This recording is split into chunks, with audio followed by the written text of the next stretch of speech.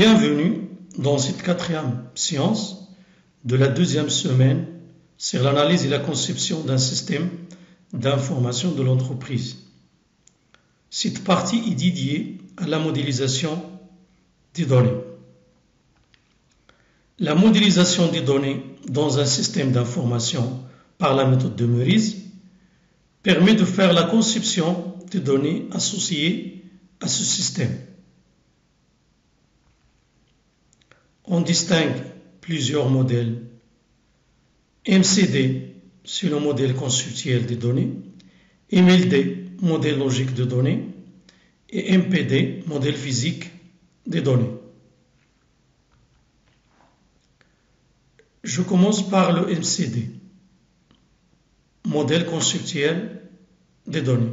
Notez aussi schéma entité association. C'est un formalisme graphique pour la représentation des données et aussi une représentation statique des systèmes d'information de l'entreprise.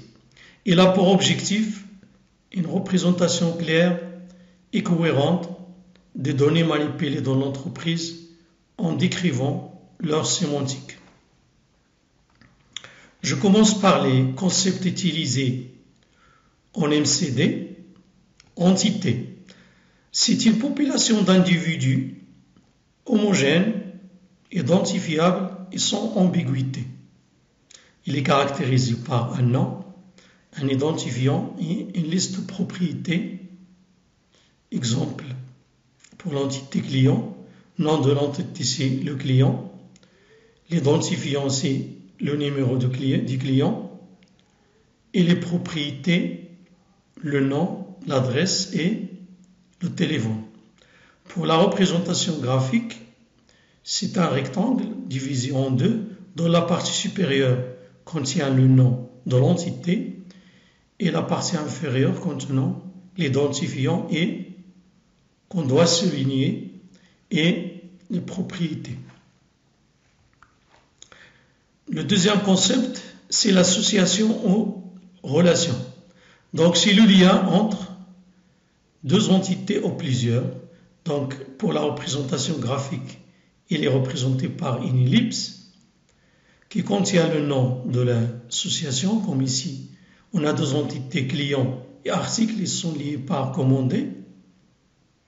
Donc, il a des propriétés comme quantité commandée, date commandée.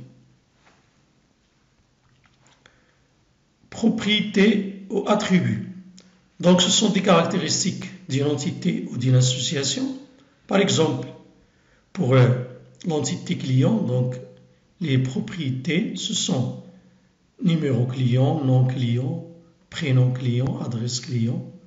De la même manière pour l'article, donc c'est numéro client, désignation, prix unitaire de vente, etc. Alors, l'association peut aussi avoir des propriétés, comme ici commandé, il a la propriété quantité commandée et date commande. L'identifiant. Donc il permet de faire une identification unique de chaque entité sans ambiguïté. Donc alors, pour chaque entité, on doit faire la distinction avec les autres par l'identifiant. Par exemple, dans les bases de données, l'identifiant il est nommé par la clé primaire qui est une propriété ou groupe de propriétés dont la valeur identifiée son ambiguïté une entité. Par exemple, ici l'entité client il est identifié par le numéro client. Il est unique. Il est associé à chaque client. Ici, article, c'est le numéro article. Donc, pour l'identifiant, on privilégie l'identifiant le plus court et le plus naturel. On peut aussi créer un identifiant artificiel par commodité, par exemple un numéro qui s'incrémente. Donc, il faut que l'identifiant soit non variable dans le temps et l'identifiant d'une association, il est obtenu en concaténant l'identifiant des entités qui participent à la liaison. Donc on va l'expliquer dans la suite. Donc le dernier concept de MCD, c'est les cardinalités. Donc la cardinalité est définie par un couple de nombres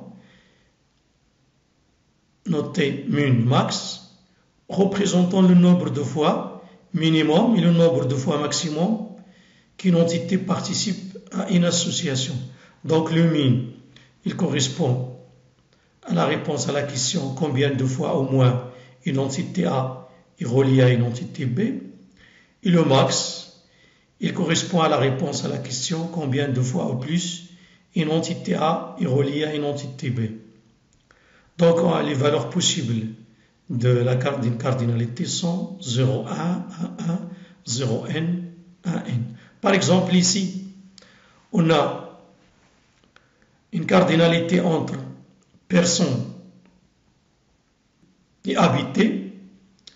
Donc par exemple, on a ici 1, ça veut dire 1, n, ça veut dire qu'une personne, il peut au moins habiter dans un logement, comme il peut habiter dans plusieurs logements. C'est pourquoi on a ici un n. Donc ça, c'est la cardinalité entre personne et habité. Maintenant, je passe au deuxième modèle, c'est le modèle logique de données. Donc il est noté aussi modèle relationnel.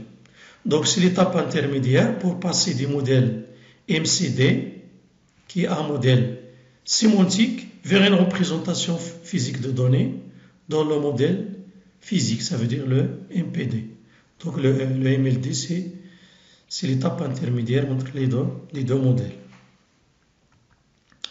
Donc on va voir le lien entre le MCD et le MLD. Donc dans le MCD, on a noté un ensemble de concepts, à savoir entité, association, propriété, identifiant.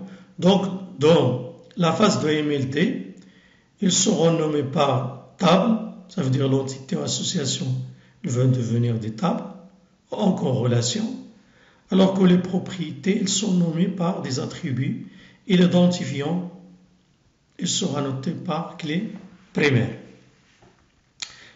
Donc on doit voir comment on traduit le MCD en MLD. Donc toute entité sera transformée en table, dont les colonnes sont décrites par les champs